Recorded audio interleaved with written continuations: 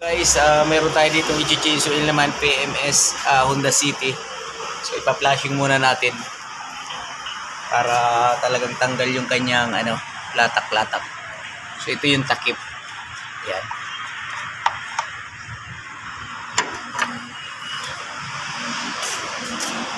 Ito guys yung flashing oil. So ihahalo natin sa sa lumang langis. Tsaka paanda rin natin ng 3 to 5 minutes. Yun yung pinakamatagal.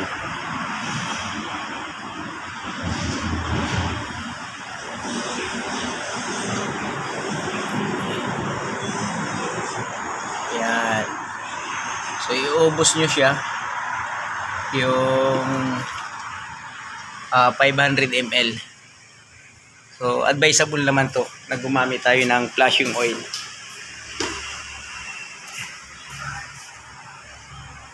Tapos yun, babalik mo ang takip para sa 3 to 5 minutes na andar. So ito guys, paanda rin na natin. Few moments later. Ito guys, pa-start na natin. Nailagay na natin ang flashing oil. Hinahalo ho talaga yun mga guys sa lumang langis yung flashing oil natin. Ito, paanda rin na natin siya. Yan. So bibilang lang tayo ng 3 hanggang 5 minutes para doon sa pagpa-flashing. So yan guys, na-under na siya. Yan. So okay pa naman yung mga belt niya. Hindi, wala pa namang ingay. Brake fluid niya maximum pa level. Coolant.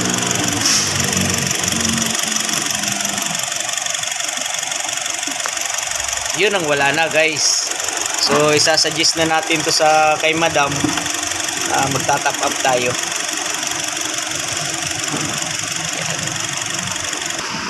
Ito guys, kakalsuhan na natin sa ilalim. Yan. So dito lang nilalagay yung niya na guys, itong may nakaumbok kasi yan yung matigas na bagay. Yan. Sa likod. Ito naman guys yung sa harap. So dito mo siya patatamain yung nakaumbok na yan sa chassis, sa gilid. Kasi yan yung matigas na part ng sasakyan. Ayan, ito. Ito guys, yung cabin filter kasama talaga yan sa PMS. Yan, tatanggalin natin so kung paano magkalas nung dashboard. Ayun yun yung pinakalock niya, yung kulay puti. Ayun. Yan. Kung matatandaan nyo guys, ito si Brother Nestor yung nakikita nyo lagi sa video. Yan. Yan Grabe guys may bahay na ng ibon. Yan, may dala daw si madam, parang air filter lang yata. Yan guys yung air cleaner. Yan. So may dalawang lock siya. Gilid-gilid tapos sabay hatak. Ayan yung papalitan. Okay.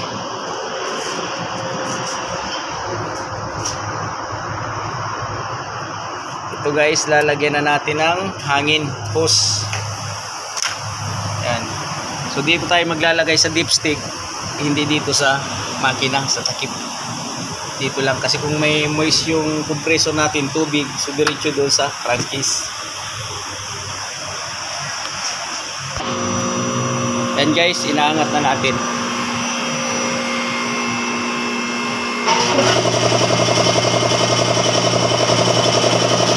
Yan, medyo mabagal lang yung ating lifter kasi so gamit na gamit siya araw-araw kasi siya lang mag-isa yung lifter kaya kung sa trabaho talagang siya trabaho na trabaho. So Honda City ito mga idol guys, ayan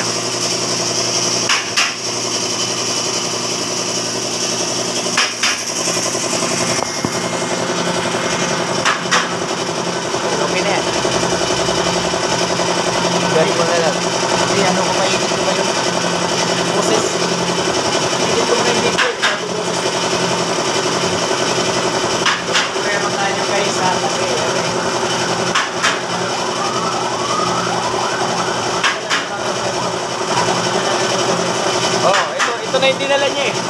Tatanggalan pa ng sticker. Kasi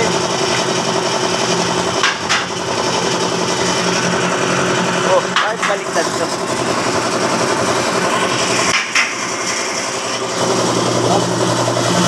Sarado ah. Sarado. Ganda, ganda. Guys, kita dito. Ano lang sir? Reels? Reels? Mga video-video lang na ano?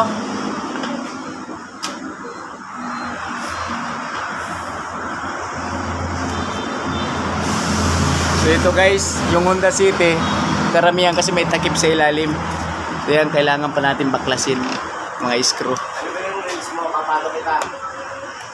Ano sir, Jess Mechanic Vlog. Video rin yung tiya ko eh. I-video natin yan mamaya. Favorite color mo yun eh. Yan guys ay yung ano, cover sa ilalim. Yun. Tapos guys, tingnan mo. Ihagis ni partner yan. Yun. So guys, drain na natin. Ayan guys ito yung drain plug niya. So gagamit tayo ng number 17 na socket o kaya yung open range. Tapos ito yung oil filter. Ito yung position niya sa unahan. So ganun lang kadali mag-change oil ng ano, sasakyan. Kotse. Yung sa YouTube ko, ganun din. Yes po sir, ganun din. Yan guys gagamit lang tayo socket range.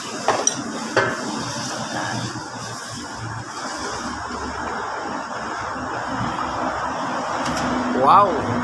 Dumi na.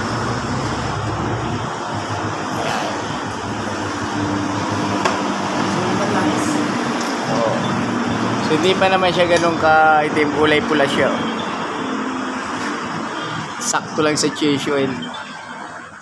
So ayun, chichikin natin lahat. Yung filter range. Dahil gagamit tayo ng ganyan. Filter range cap. Ang pag-change oil naman pangkaraniwang ano na yan. Ayan. Ganun na siya kaluwag.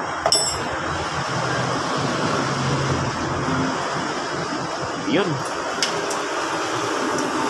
Ayan guys, may laman pa yung oil filter na yan, nalangis. Kaya kailangan sabay siya sa paghangin ng makina para lumabas din yung langis.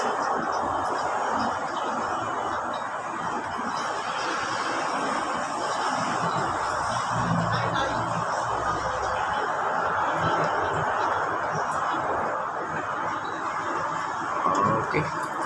Yun o. Wow.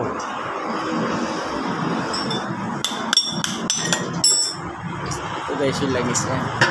Yun. So ito guys, chichikin na natin yung tornilyo ng gulong. So gagamit tayo ng 90 na socket wrench saka ano, impact wrench. Kailangan chichikapin din natin yan.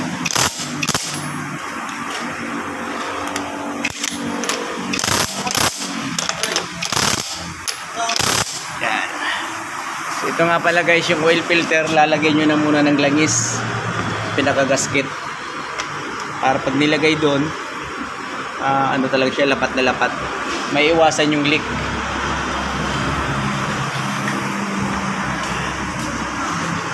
Yun, chichikap muna tayo ng mga tornilyo guys.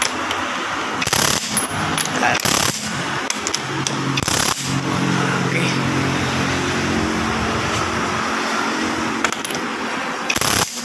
Yan, ikutan nyo kasi hindi maiwasan na kasi yan eh.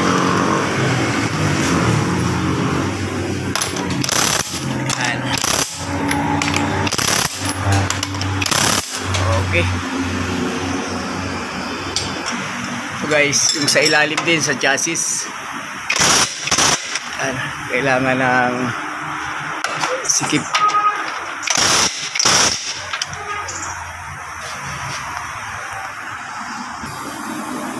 Ito na guys yung ano bagong oil filter nilagay na. Ayan Ito, hinanginan pa natin yung Print lang yung ano niya, crankcase, makina. Guys, kaya napapansin mo guys, wala nang tumutulo. Yan. So, pagka nakita nyo wala nang tulo, gaano, pwede na nyo nang isara.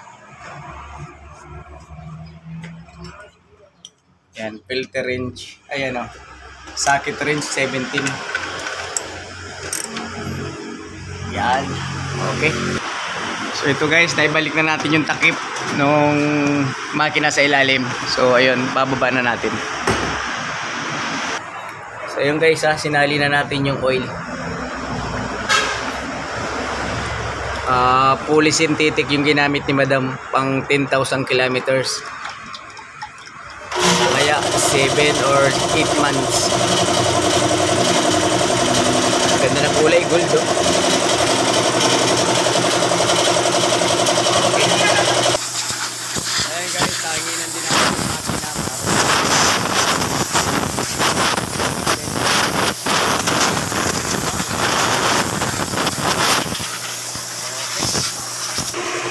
So guys, ito na yung bagong cabin filter ni Madam. So pinalitan na natin yung kanina na puro dahon. Ayan. Ito lang o ilalagay yan. Yun. Tapos nakalaglaga na. Ganit ni Madam. Yan guys. Yan. Oops, baliktad. So pahalang siya ng ganyan. Yung pangalan dito sa gilid. Yan. Tapos may takip siya sa ilalim. Yun. May up naman siya ito, mga guys. Yan. Palagay. Tapos kabit mo na to. Yun. So ito guys yung ano, load ng battery niya. Di pa na under, ano na siya eh, 12.6. So pa-under rin natin.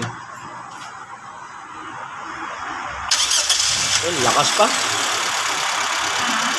Bago lang mang battery mo, no? 2 years pa? Tingin ko wala pa 2 years kasi nasa 10 pa yung ano niya eh. Ranking nung ano eh. Yung baba nung load niya eh. 14 pa oh. So ano pa? Mga 80% pa yan. Yung mga ano ko kaya kuya? Yung mga pre... So yung guys, okay na yung langis. Yan. Nasa level na. So ayun guys, thank you. Okay na, natapos na natin yung Honda City, na change oil na natin, na check na lahat-lahat. So yun, every 10,000 balik ni Madam. Guys, thank you. So ganun lang kadali mag change oil. Salamat.